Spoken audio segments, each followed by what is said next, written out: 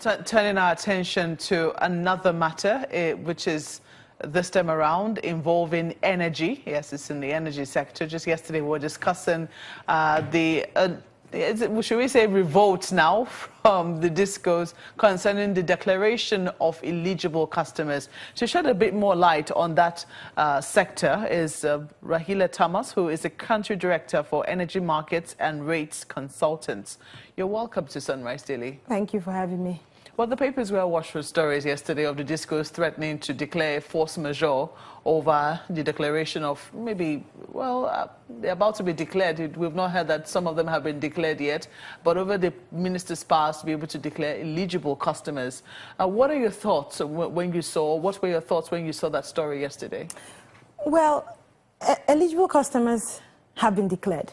NERC has issued a regulation to support that declaration.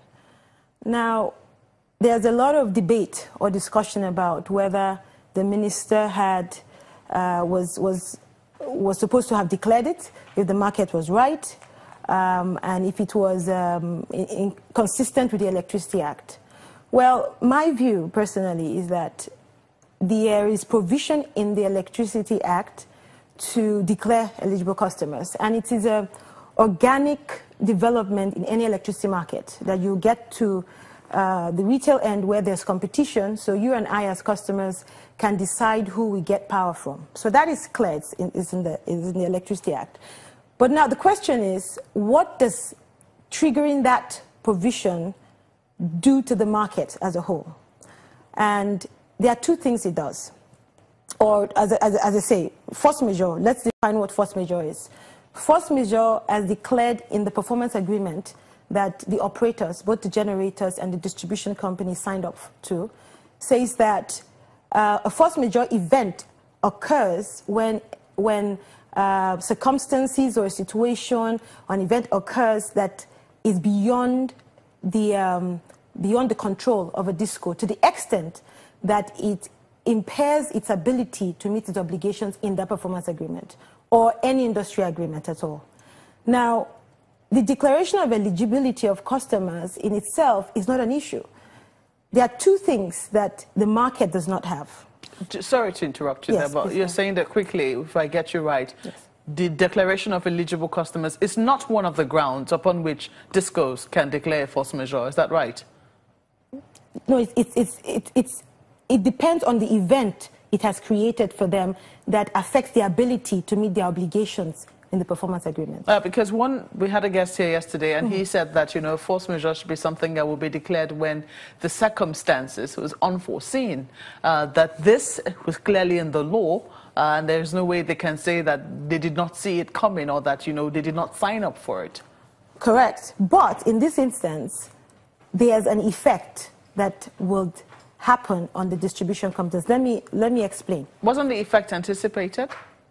Well, of course it was. It was anticipated, but the market needed to be at a level where such an effect would have been mitigated. Okay. Now, there are two things, the two events that the eligibility brings about. One is the fact that cost-reflective tariffs, we don't have cost-reflective tariffs. Since 2015, MITO, as you know, which is the tariff regime, was put, and it was cost-reflective over 10 years.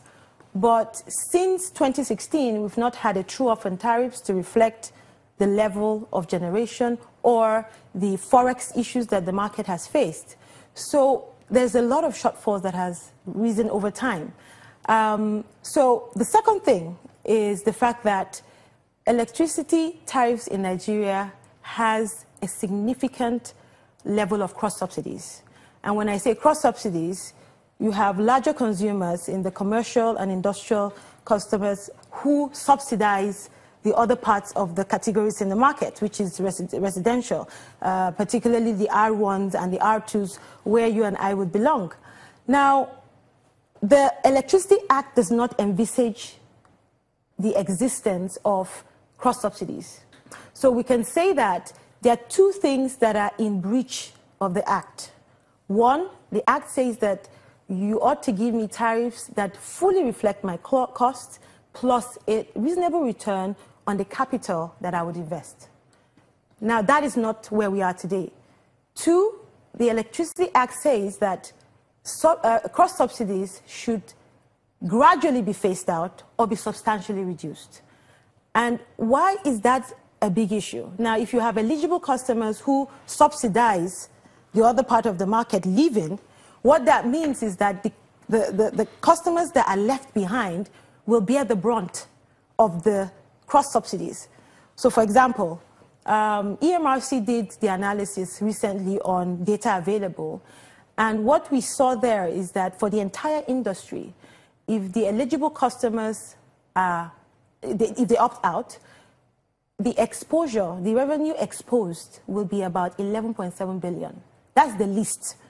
So if you actually get all data and do the analysis, we are expecting a much more higher figure.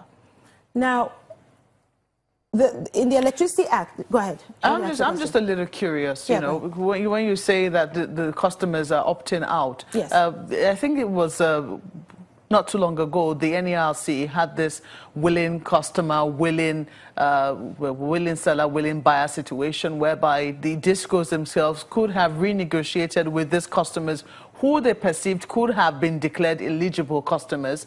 They could have renegotiated some deals with them and ensured that they got electricity at some premium. Some people say that the discos have just been slipping on their backs and taking customers for granted. Okay, let me talk about what the eligible customers seeks to achieve. What are the objectives? Two of the main objectives is one, to increase generation capacity. And the other one that comes to mind is to allow for access, third-party access to the network, transmission and distribution, and also to create competition. Now, let's talk about increasing generation capacity. The idea is for eligible customers to engender more or to bring about more generation. I want to take you back to a number of regulations that have been put in place to actually achieve that objective. Let's start with generation licenses. We have, NERC has issued to date generation licenses in an aggregate of about 30,000 megawatts. As of yesterday when I checked, we have about 30,300 megawatts of licensed capacity. But today, we have generation still hovering around 4,000 megawatts. No, because the minister has disputed that. He says it's about 7,000 megawatts. Okay, let me agree with that statement that it's 7,000, but the actual generation that gets to us is about 4,000 megawatts. Whose fault is that? There's a lot of things, but that's not where we are now. Now, we don't have that power from that. After that, there was the regulation called the Independent Electricity Distribution Network. It was also issued because you wanted to open up the market to have more people come to participate. Now, from the time it was issued in 2012 to today, only 2 licenses have been issued. The question is why? The third regulation that came up was embedded generation. Embedded generation was released in 2014.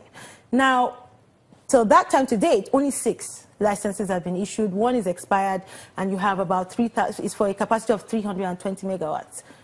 So what's happening? Out of the 5, only 1 have seen the light of day, and that even has issues. Then after that, we had renewable energy regulation for feed-in tariffs, which gave rise to the 14 power solar plants that Fashola has championed.